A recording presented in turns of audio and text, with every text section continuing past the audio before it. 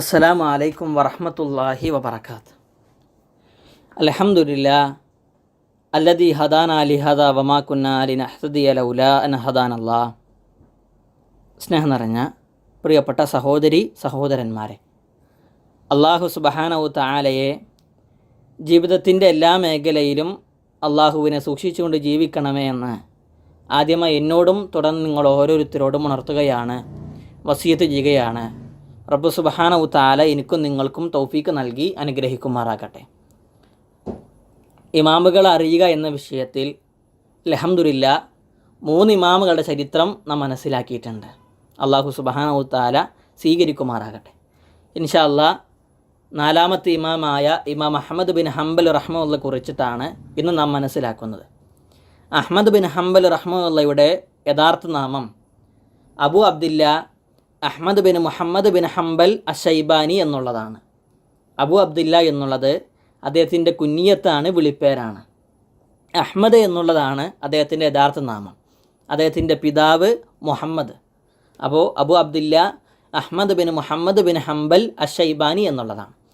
ഹിജറ 164 ബഗ്ദാദിലാണ് അദ്ദേഹം ജനിക്കുന്നത്. ലോകം അറിയപ്പെട്ട കർമ്മശാസ്ത്ര പണ്ഡിതനും മുഹദ്ദിസുമായിരുന്നു ഇമാം അഹ്മദ് ബിൻ ഹംബൽ റഹ്മത്തുള്ളാഹി. പണ്ട് തൻ്റെ ക്ഷമ കൊണ്ടും തവാള് വിനയം കൊണ്ടും അദ്ദേഹം ലോകം അറിയപ്പെട്ടിട്ടുണ്ട്.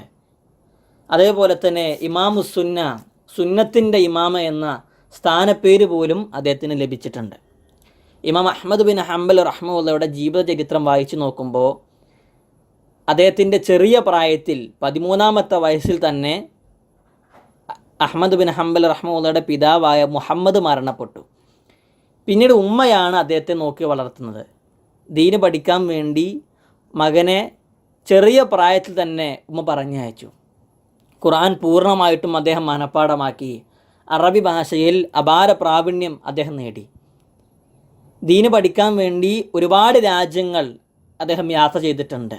Mecca, Medina, Yemen, Kufa, Basra, Sham തുടങ്ങിയ ഒരുപാട് രാജ്യങ്ങൾ അദ്ദേഹം ദീന് പഠിക്കാൻ വേണ്ടി യാത്ര ചെയ്തിട്ടുണ്ട്.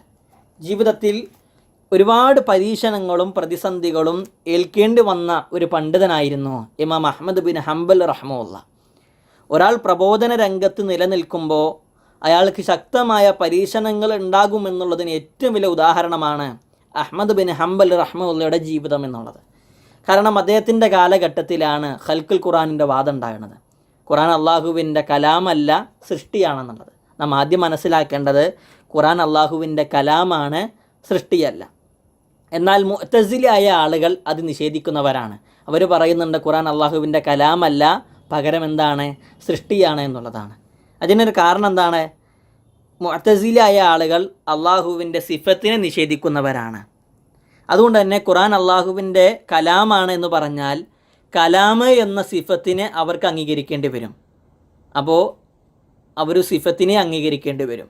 അതുകൊണ്ട് അവരെന്ത് പറഞ്ഞു? ഖുർആൻ അള്ളാഹുവിൻ്റെ കലാമല്ല, സൃഷ്ടിയാണെന്നുള്ളത്. ആ കാലഘട്ടത്തിലെ മുഅ്തസിലി നേതാവായ അഹ്മദ് ബിൻ അബി ദുആത്ത് എന്ന് പറയുന്ന മനുഷ്യൻ അവിടുത്തെ ഭരണാധികാരിയായ മഅ്മൂനിനെ കൂട്ടുപിടിച്ച് അവർ ഖുർആൻ അള്ളാഹുവിൻ്റെ കലാമല്ല, സൃഷ്ടിയാണ് എന്ന വാദം ആ രാജ്യത്ത് മുഴുവനും പ്രചരിപ്പിച്ചു. സ്വാഭാവികമായിട്ടും ഭരണാധികാരി ഒരു ആദർശം സ്വീകരിച്ചപ്പോൾ ആ ആദർശത്തിലേക്ക് തൻ്റെ പ്രജകളെയും ജനങ്ങളെയും മഅ്മൂൻ നിർബന്ധമായിട്ടും ക്ഷണിച്ചു. എന്നാൽ അതിനെതിരെ ശക്തമായി കൊണ്ട് പ്രതികരിച്ചു ഇമാം അഹ്മദ് ബിൻ ഹംബൽ റഹ്മത്തുള്ളാഹി. മൃഗീയമായ പീഡനങ്ങളായിരുന്നു അതുകൊണ്ട് അദ്ദേഹം ഏൽക്കേണ്ടി വന്നത്. അഹ്മദ് ബിൻ ഹംബൽ റഹ്മത്തുള്ളാഹിയും അതേപോലെ തന്നെ മുഹമ്മദ് ബിൻ നൂഹും, ഈ 2 പണ്ഡിതന്മാരും ഖുർആൻ അള്ളാഹുവിൻ്റെ സൃഷ്ടിയല്ല, കലാമാണ്, ഖുർആൻ അള്ളാഹുവിൻ്റെ കലാമാണ് എന്നുള്ള വാദവുമായി മുന്നോട്ട് പോയി. ബാക്കിയുള്ള ജനങ്ങൾ മുഴുവനും മഅ്മൂനിൻ്റെ ശക്തമായ പീഡനങ്ങൾ കൊണ്ടും മഅ്മൂനിൻ്റെ ശക്തമായ ഉപദ്രവങ്ങൾ കൊണ്ടും അവർക്ക് പല വിശ്വാസത്തെയും മാറ്റിപ്പറയേണ്ടി വന്നു. എന്നാൽ പീഡനങ്ങളും പ്രതിസന്ധികളും ജീവിതത്തിൽ ഒരുപാടുണ്ടായിട്ടും ആദർശം പണയം വെക്കാൻ അഹ്മദ് ബിൻ ഹംബൽ റഹ്മത്തുള്ളാഹിയും മുഹമ്മദ് ബിൻ നൂഹും തയ്യാറായില്ല. അങ്ങനെ ഈ 2 പണ്ഡിതന്മാരെയും കയ്യിലും കാലിലും ചങ്ങലയിൽ ബന്ധിസ്ഥനാക്കി സുറമൻ റായിലേക്ക് കൊണ്ടുപോയി. കപ്പലിലാണ് കൊണ്ടുപോകുന്നത്. അങ്ങനെ അവിടെ എത്തി. അവിടെ നിന്നും ഒരുപാട് പീഡനങ്ങളാണ് അദ്ദേഹത്തിന്. പിന്നീട് വാർത്ത അറിഞ്ഞു മഅ്മൂൻ എന്ന ഭരണാധികാരി മരണപ്പെട്ടു. മഅ്മൂനിന് ശേഷം പിന്നീട് ഭരണത്തിലേറിയത് മുഅ്തസിമാണ്. മുഅ്തസിം ഭരണത്തിലേറിയ സമയത്ത് ആദ്യം ചെയ്തത് ഇമാം അഹ്മദ് ബിൻ ഹംബലിനെയും മുഹമ്മദ് ബിൻ നൂഹിനെയും ബഗ്ദാദിലേക്ക് തന്നെ തിരിച്ചു കൊണ്ടുവരണം. എന്തിനാണ്? പീഡിപ്പിക്കാനാണ്. ഒരുപാട് തരത്തിലുള്ള ഉപദ്രവങ്ങൾ നടത്താൻ വേണ്ടിയാണ് അവരെ തിരിച്ച് ബഗ്ദാദിലേക്ക് കൊണ്ടുവരുന്നത്. അങ്ങനെ സുറമൻ റയിൽ നിന്ന് ബഗ്ദാദിലേക്ക് തിരിച്ചു വരുന്ന വഴിക്ക് മുഹമ്മദ് ബിൻ നൂഹ് എന്ന് പറയുന്ന പണ്ഡിതൻ മരണപ്പെട്ടു. പിന്നീട് അഹ്ലുസുന്നയുടെ ആദർശം പറയാൻ ലോകത്ത് ഒരേ ഒരു വ്യക്തി മാത്രം, അത് ഇമാം അഹ്മദ് ബിൻ ഹംബൽ റഹ്മത്തുള്ളാഹിയാണ്. നേരെ ബഗ്ദാദിലേക്ക് കൊണ്ടുവന്ന് ജയിലിലേക്ക് കൊണ്ടുപോയി. 28 മാസം ആ ജയിലിൽ കടന്നു. ഒളൂ ചെയ്യാനുള്ള വെള്ളം പോലും കൊടുത്തില്ല. ഒന്ന് നിവർന്നു നിൽക്കാനുള്ള ഒരവസ്ഥ പോലും ആ ജയിലിലില്ല. അങ്ങനെ മൃഗീയമായി കൊണ്ട് പീഡിപ്പിച്ചു. ഒരു ദിവസം അഹ്മദ് ബിൻ ഹംബൽ റഹ്മത്തുള്ളാഹിയെ കൊട്ടാരത്തിലേക്ക് വിളിച്ചു. തൊട്ടപ്പുറത്ത് അഹ്മദ് ബിൻ അബിദ്വാത്ത് എന്ന് പറയുന്ന മുഅ്തസിലി നേതാവാണ്. അവർ രണ്ടുപേരും തമ്മിൽ ശക്തമായ സംവാദം നടന്നു, മുജാദില നടന്നു. അവസാനം മുഅ്തസിലി നേതാവായ അഹ്മദ് ബിൻ അബിദ്വാത്തിന് പിടിച്ചു നിൽക്കാൻ കഴിഞ്ഞില്ല. അഹ്മദ് ബിൻ ഹംബൽ റഹ്മത്തുള്ളാഹി അഹ്ലുസുന്നയുടെ ശക്തമായിക്കൊണ്ട് അഹ്ലുസുന്നയുടെ വാദം നിരത്തിയപ്പോൾ അദ്ദേഹത്തിന് മുമ്പിൽ പിടിച്ചു നിൽക്കാൻ കഴിയാതെ വന്നപ്പോൾ അവരിൽ ഒരാൾ പറയാണ്, നിങ്ങൾക്ക് രാജാവ് പറയണത് കേട്ടൂടെ? അവസാനം അവർ പറഞ്ഞ വാക്കിതാണ്, രാജാവ് പറഞ്ഞത് കേട്ടൂടെ? രാജാവിന് ഒരു പേടിയില്ല നിങ്ങൾക്ക്? രാജാവിൻ്റെ വാക്കിനെ സ്വീകരിക്കേണ്ടത്. അപ്പോൾ അഹ്മദ് ബിൻ ഹംബൽ റഹ്മത്തുള്ളാഹി രാജാവിനോട് പറയുന്നുണ്ട്, മുഅ്തസിം, എനിക്ക് നിങ്ങൾ വിശുദ്ധ ഖുറാനിൽ നിന്നോ ഹദീസിൽ നിന്നോ ഖുറാൻ അള്ളാഹുവിൻ്റെ കലാമല്ല സൃഷ്ടിയാണ് എന്നുള്ള വാദം കാണിച്ചു തന്നാൽ ഞാൻ നിങ്ങളുടെ കൂടെ നിൽക്കാം. അപ്പോൾ മുഅ്തസിം പറയുന്നുണ്ട്, എനിക്ക് കൊട്ടാരത്തിൽ ഇഷ്ടപ്പെട്ട ചില ആളുകളുണ്ട്. അവർക്ക് ഈ കൊട്ടാരത്തിൽ എല്ലാവിധ സ്വാതന്ത്ര്യം നൽകും, എത്ര വലിയ സമ്പത്തും സ്ഥാനമാനങ്ങളൊക്കെ നൽകും. അതേ സ്ഥാനത്ത് നിങ്ങളെ ഞാൻ കൊണ്ടുവരും.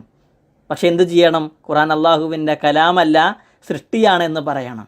അപ്പോഴും ഇമാം അഹ്മദ് ബിൻ ഹംബൽ റഹ്മത്തുള്ളാഹി പറഞ്ഞത്, ഖുറാനിൽ നിന്നോ ഹദീസിൽ നിന്നോ ഒരു തെളിവ്, ഒരേ ഒരു തെളിവ് നിങ്ങൾ കാണിച്ചു തന്നാൽ ഞാൻ നിങ്ങളുടെ ആദർശം സ്വീകരിക്കാം.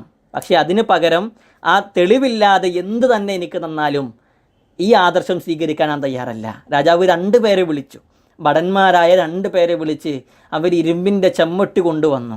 ഒരാൾ വലതു ഭാഗത്തു നിന്നും മറ്റൊരാൾ ഇടതു ഭാഗത്തു നിന്നും മാറി മാറി തല്ലി. ഇമാം അഹ്മദ് ബിൻ ഹംബൽ റഹ്മത്തുള്ളാഹി ബോധം നഷ്ടപ്പെട്ടു വീണു. 80 തവണ അവർ 2 പേരും മാറി മാറി അടിക്കാണ്. വാർദ്ധക്യത്തിലെത്തിയ വയസ്സായ ഇമാം അഹ്മദ് ബിൻ ഹംബൽ റഹ്മത്തുള്ളാഹിയെ 80 പ്രാവശ്യം ഇരുമ്പിൻ്റെ ചമ്മട്ടി കൊണ്ട് വലതു ഭാഗത്തു നിന്നും ഇടതു ഭാഗത്തു നിന്നും മാറി മാറി അവരടിച്ചു. ആ ദിവസം ഹിജ്റ 221 റമളാൻ 25-ലാണ്. റമളാനിൽ നോമ്പ് നോറ്റിട്ട് 80 വട്ടം ഇരുമ്പിൻ്റെ ചമ്മട്ടി കൊണ്ട് അടി ഏൽക്കേണ്ടി വന്നു ഇമാം അഹ്മദ് ബിൻ ഹംബൽ റഹ്മത്തുള്ളാഹിക്ക്. എന്തിനു വേണ്ടിയിട്ടാണ്? ഖുറാൻ അള്ളാഹുവിൻ്റെ കലാമല്ല സൃഷ്ടിയാണ് എന്ന് മുഅ്തസിലായ ആളുകൾ വാദിച്ചപ്പോൾ, അല്ല, ഖുറാൻ അള്ളാഹുവിൻ്റെ കലാമാണ് സൃഷ്ടിയല്ല എന്നുള്ളതെന്ത് അദ്ദേഹം വാദിച്ചു. അപ്പോൾ അതിനെതിരെ ശക്തമായിക്കൊണ്ട് പീഡനങ്ങൾ അദ്ദേഹത്തിന് ഏൽക്കേണ്ടി വന്നിട്ടുണ്ട്. അദ്ദേഹം ഒരുപാട് ഗ്രന്ഥങ്ങൾ രചിച്ചിട്ടുണ്ട്. അദ്ദേഹത്തിൻ്റെ അറിയപ്പെട്ട ഗ്രന്ഥങ്ങളാണ് ഉസൂലുസുന്ന, അതേപോലെ തന്നെ അദ്ദേഹത്തിൻ്റെ മുസ്നദ്, അസ്സുഹുദ്, അത്താരീഖ് എന്ന് പറയുന്ന ഒരുപാട് ഗ്രന്ഥങ്ങൾ അദ്ദേഹം രചിച്ചിട്ടുണ്ട്. ഹിജ്റ 241 വെള്ളിയാഴ്ച രാത്രിയാണ് അദ്ദേഹം മരണപ്പെടുന്നത്. അപ്പോൾ ഇത്തരം പണ്ഡിതന്മാരുടെ ചരിത്രം കേൾക്കുമ്പോൾ കേവലം ഒരു കഥ കേട്ടു പോവുക എന്നതിലപ്പുറമായിട്ട് അവരുടെ ജീവിതവും നമ്മുടെ ജീവിതവുമായി ഒന്ന് തട്ടിച്ച് നോക്കണം. അഹ്ലുസുന്നയുടെ ആദർശം പറയാൻ, യഥാർത്ഥ ദീന് പറയാൻ ഒരുപാട് പ്രയാസങ്ങളും പരീക്ഷണങ്ങളും ഏൽക്കേണ്ടി അവർക്ക് വന്നിട്ടുണ്ടെങ്കിൽ നമ്മൾ ഓരോരുത്തരും ആലോചിക്കണം. യഥാർത്ഥ ദീന് പറയുമ്പോൾ ആരെങ്കിലും ഒന്ന് കളിയാക്കുമ്പോൾ, ആരെങ്കിലും ഒന്ന് കുറ്റപ്പെടുത്തുമ്പോൾ, ആദർശം പണയം വെച്ച് മറ്റുള്ളവരുടെ വാക്കിൻ്റെ പിന്നാലെ പോകുമ്പോൾ നമ്മൾ മനസ്സിലാക്കേണ്ടത് ഇതേ പണ്ഡിതന്മാർ പോകാനിരിക്കുന്ന സ്വർഗത്തിലേക്കാണ് നമ്മളും പോകാൻ ആഗ്രഹിക്കുന്നത്. അവരെവിടെയാണ്, നമ്മളെവിടെയാണ്? അതുകൊണ്ട് ജീവിതത്തെ ക്രമീകരിക്കുക. അല്ലാഹു സുബ്ഹാനഹു തആല എനിക്കും നിങ്ങൾക്കും തൗഫീഖ് നൽകി അനുഗ്രഹിക്കുമാറാകട്ടെ. അസ്സലാമു അലൈക്കും വറഹ്മത്തുള്ളാഹി വബറകാതുഹു.